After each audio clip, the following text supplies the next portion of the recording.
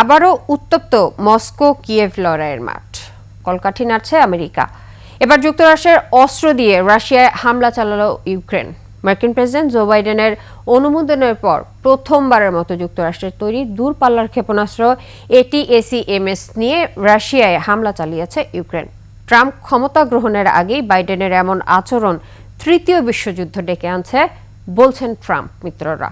আফসানা নীলার desk report. মার্কিন অস্ত্র দিয়ে মস্কোয় কিয়েভের হামলা।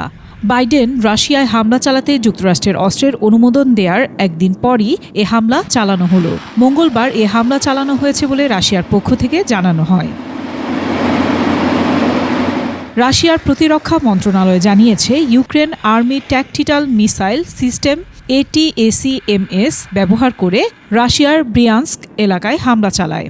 সে সময় 5টি ক্ষেপণাস্ত্র ভূপাতিত করা হয়েছে এবং একটি ধ্বংস করা হয়েছে বলে জানিয়েছে মস্কো। ক্ষেপণাস্ত্রের ধ্বংসাবশেষের কারণে ওই এলাকায় একটি সামরিক স্থাপনায় আগুন ধরে যায়। এদিকে হামলার কথা ইউক্রেনের গণমাধ্যমেও উঠে এসেছে। ইউক্রেনের সামরিক বাহিনী বলছে, সীমান্ত থেকে 100 কিলোমিটারের মতো দূরে কারাচেভ শহরের কাছে একটি গোলাবারুদের গুদামে হামলা হয়েছে। হামলার পর 12টি বিস্ফোরণের ঘটনা ঘটে।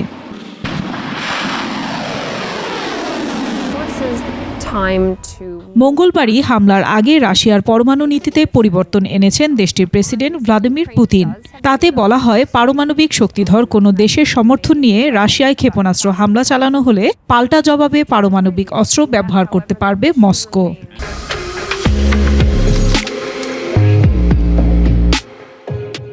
এর মধ্য দিয়ে ইউক্রেনে রাশিয়ার পারমাণবিক অস্ত্র হামলা চালানোর ঝুঁকি তৈরি হয়েছে।